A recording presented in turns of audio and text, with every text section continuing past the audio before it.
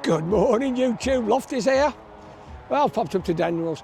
There's no new bikes to ride, but this is a virtually brand new bike. It's a current model. It's a 24 plate. It's a Moto Guzzi V7 Special Mark IV.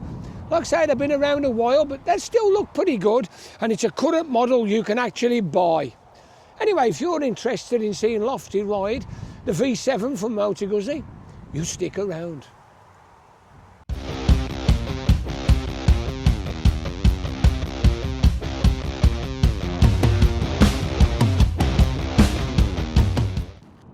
Well, good morning, YouTube. Lofty's here. Popped up to Damerals again. Pick up this little beauty. Yeah, I bet this is new to the channel, isn't it? Moto Guzzi. It's not brand new, but it's not far off. It's a 24 plate. It's beautiful, isn't it? Let's give this a bit of thrash.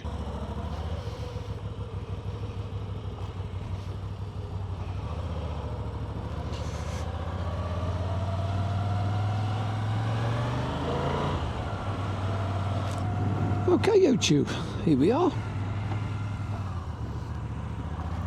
Off out in a little Guzzi. This takes me back a bit from when I had me Bonnie. I used to have a T100 775, you know. It was the first, it was 2008, first of the crossovers with, it's had fuel injection. Now, Guzzi have been making these bikes a while now, these V7s.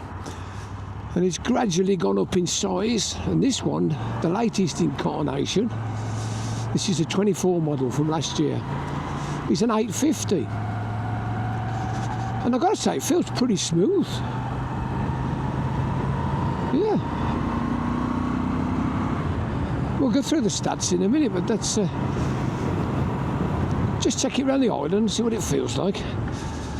Gear lever's just a little bit high for me, but in general, it's not bad. Yeah, it's holding a decent line. You have to steer it. It doesn't just drop in on its own.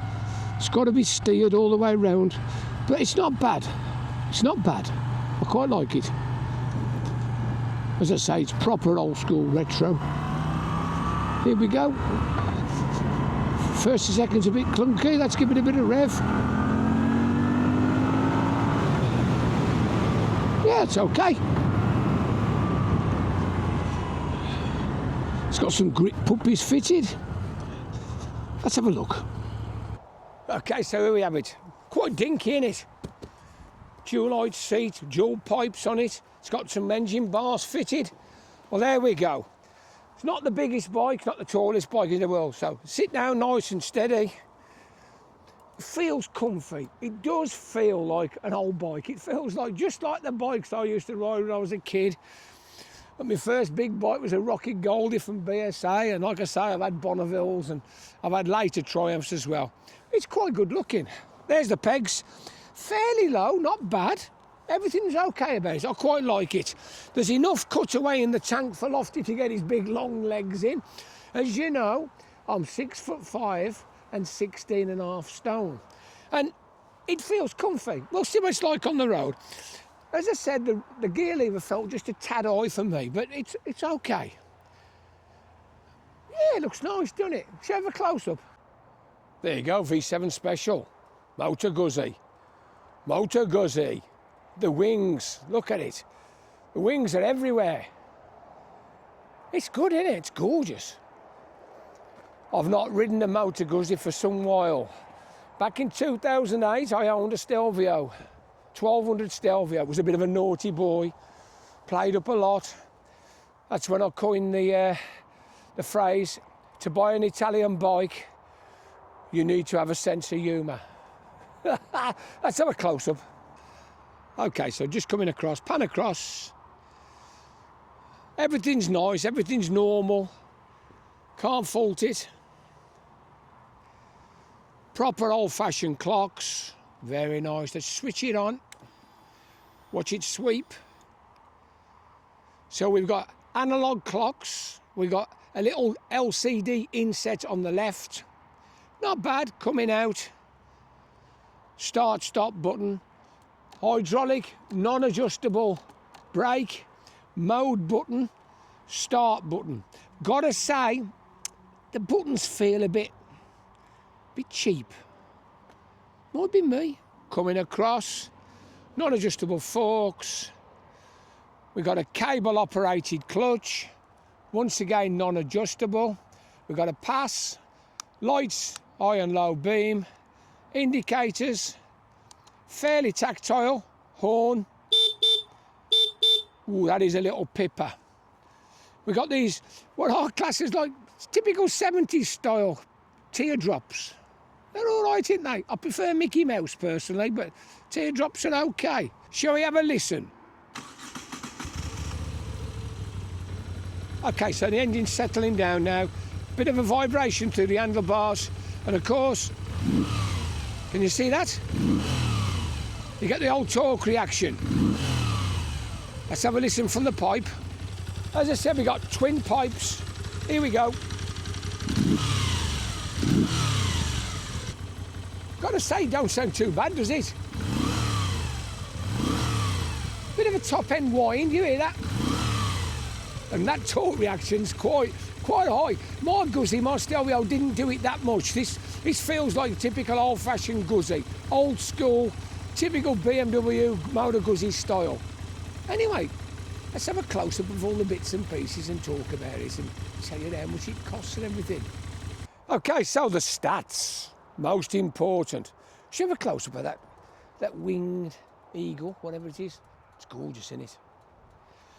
This is a 2024 model Moto Guzzi V7 4 Special. 853cc air-cooled push-rod 4-valve V-twin. It's across the frame, of course. It is a 6-speed shaft drive, which is very nice. Loving the shaft drive. We've got 64 brake horsepower and 58.8 foot-pounds. Okay, it's not going to pull a house down, but if you're going out for a nice Sunday afternoon and the sun's out, you couldn't think of a much nicer bike to ride than this, could you? It's old school. It's a bike that they've kept going and they've developed from the old 850 Le Mans back in the day. When you look at it close, it don't look a lot different. If you put some drop bars on it and a bit of a hump on the back, there you go. It weighs a hefty 233 kilograms wet, similar to the Bonnies. It holds 21 litres of fuel and it should give you about 63 miles to the gallon. A fairly low 780mm seat height, non-adjustable. On the front end, we've got standard telescopic forks, no gaiters, fairly generic for this style of bike. And it's running a 190/18 on the tyre, which is a Michelin tyre. It's called a Road Classic. Don't look a bad tread pattern, and as you can see, this bike is pretty damn new. It's done 1,000 miles, it's barely running. We've got a single Brembo 4-piston standard caliper sliding with a single 320mm disc. It's got enough stopping power. Gotta say, these spoke wheels are quite nice. Alley rims by the look of it. Look at them. Very nice. I'll just show you the shaft drive. It's pretty much the same one they've been using for quite a while. It's pretty good, isn't it? We've got some big, solid twin shockers on the back. Look at them shocks, they're beautiful. They're big uns. Spoked on the rear as well, and we've got the same tyres, but on the rear we got a 180/70/17. One nice touch is it does come with a centre stand, which is lovely. On the rear, we've got a 2-piston caliper. It's underslung, I can't quite see what it is, and we've got a single 260mm disc. So front and rear, plenty of stopping power. The fit and finish is nice, isn't it? Everything about it, it's clean and tidy, and I quite like it. So this model comes in 3 colours, green, white or blue. This is the white with the grey. I think it looks great. I really do like the colour. They're coming in brand new at about £8,450. It's not bad. It's a bit dearer than a Royal Enfield Interceptor, a bit cheaper than a Bonnie. This is a 24 model with less than 1,000 miles on the clock, and you can buy this model today off Damrolls for £6,499. So it's about a £2 saving over a brand new one for 1,000 miles and a 24 plate. I quite like it. There's things I like more than other about it. I think the centre stand's a nice touch. I like the paintwork. I like the clocks. No fuel gauge, no miles to empty and all that.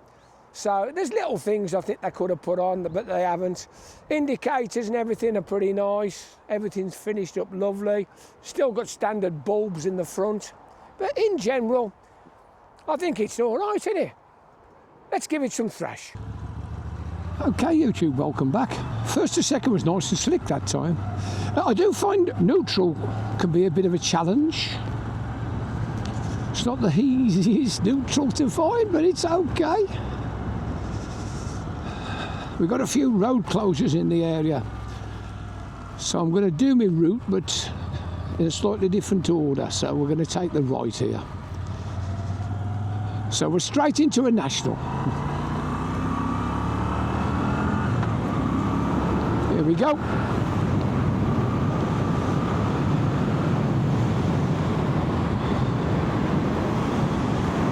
It's not the sort of bike that makes you want to ride fast, but I'm doing a nice steady 60 odd mile an hour and it feels quite smooth, quite comfortable. Very little vibration. 6 gears, more like a bit of an overdrive gear. I'll just drop it back in a 5th. Yeah, the steering's very sure. You just literally look where you want to go and it takes you there. Nice. Try a clutchless. Yeah, clutchless in 4th, 5th and 6th are no problem at all. So we're going to just come down over the bridge, take our time. It's a lot narrower than it looks on the cameras. There we go, so we're in 2nd, up the hill.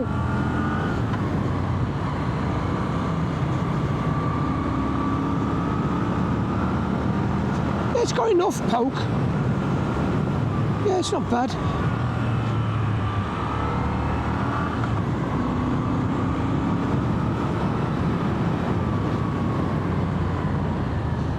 Yeah, there's not a lot of breakage. They're okay.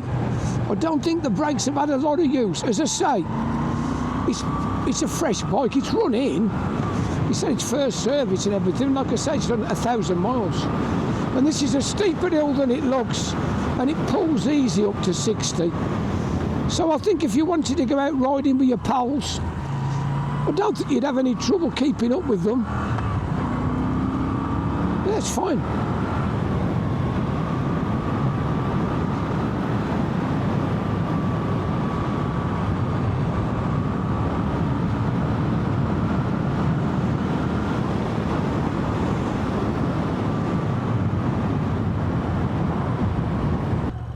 So we'll take a right over to Travesco. Here we are, we're in a national. 2nd gear, up to about 5,000 revs.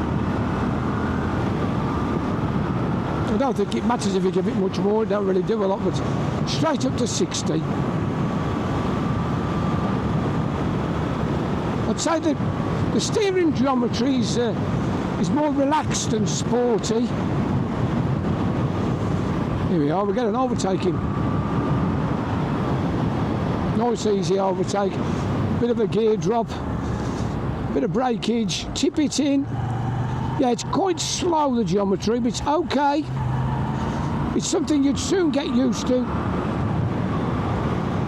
Like I say, it is a retro bike. You don't get much more retro than a Guzzi. I've got to say, there's something about Moto Guzzi. I've always found Moto Guzzis to be like a sexy bike. I love them. I think they look great. I love the engine formation. I really do like the look of them. As I say, I bought one and mine was a bugger. It was, yeah, slow riding. Slow riding, doddle, absolute doddle. U-turns, easy. Yeah, my Stelvio played up. Don't get me wrong, I did the best part of 30,000 miles on it, but I had all sorts of problems. They do tell me, Moto Guzzis, they have the niggles and the quirks, and they're generally during the first 12 months or so. And after you've got past the niggles and the quirks, they tend to settle down and become very reliable. And that does seem to be the case that a lot of people say. I think this feels very much like my old Triumph. I think if you was looking for something like an Interceptor or an air-cooled Bonnie, it's the same mark. They're all about the same. I think the new Bonnies, the water-cooled ones, are a little bit more refined. They've just got that little bit more refinement to them. But there's something quirky and lovely about riding old retros. It's like going back 25, 30 years or more, but it's got a lot of the reliability and a lot of the modern cycle parts that are on new bikes. Anyway, we're back in the National. We'll do a bit of a brake test. So 50 up to the bend, yeah, that's okay. Pulse third gear reasonable. So here we go, straight line, nothing's behind us. We're doing 40 mile an hour, rear brake. Yeah, that's okay. No dancing, no skipping. It's all right. I'm not bothered about that, that's fine. It's about what you'd expect. So we'll just clear the corner. Here we go. All clear, nothing behind, 50 mile an hour. Quite a bit of fork dive. For Brembos, they do feel a bit green. You'd swear it was a brand new bike, really. To me, well, it looks like a brand new bike. It looks like you're actually riding a brand new bike. Anyway, so here we go. We'll just drift down the hill, third gear, 40 mile an hour, brake test. Yep, no problem at all. Easy peasy. It'll stop you. You ain't got to worry about it. So here we come into the old chicane. Drop a couple of gears. Keep your head up. Look where you want to be. Hopefully there's not a lorry on the wrong side of the road. There you go.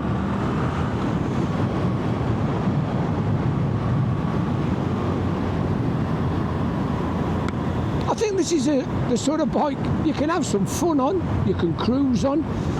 I don't think it'd be that bad too up, to be fair. The seat looks reasonable. Linny's not with me today. She's got a bit of work on at home, but I think she'd have enjoyed coming out on the back of this.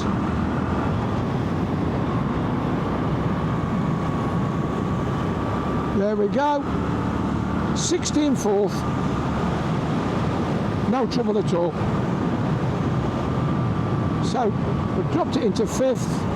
Just over 4,000 revs, 60 odd mile an hour. That's not bad. That's respectable. It's a nice bike. Nice to ride. Let's drop it in top. So we're doing 60 at 3,500 revs. How good's that? Like I say, that top gear is more of an overdrive gear. Here we go, holding a nice line.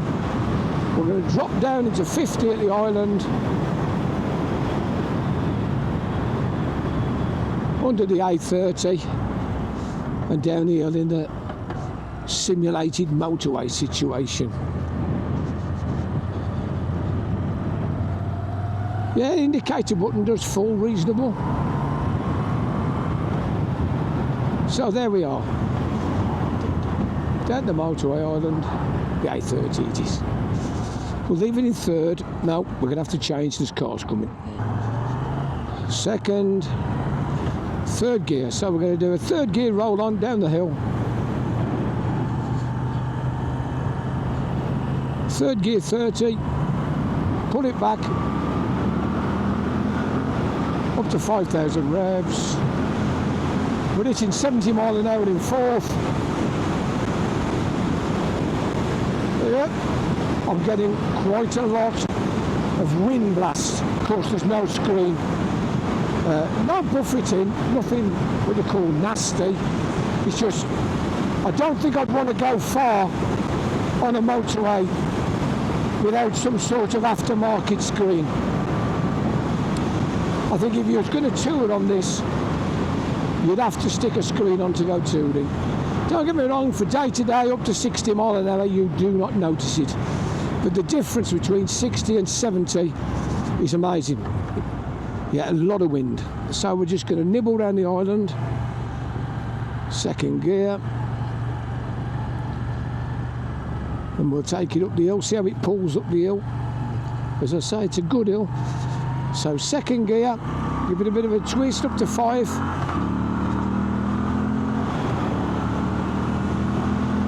Yeah, you can hit 17.4, no trouble at all. I just kept past this lorry.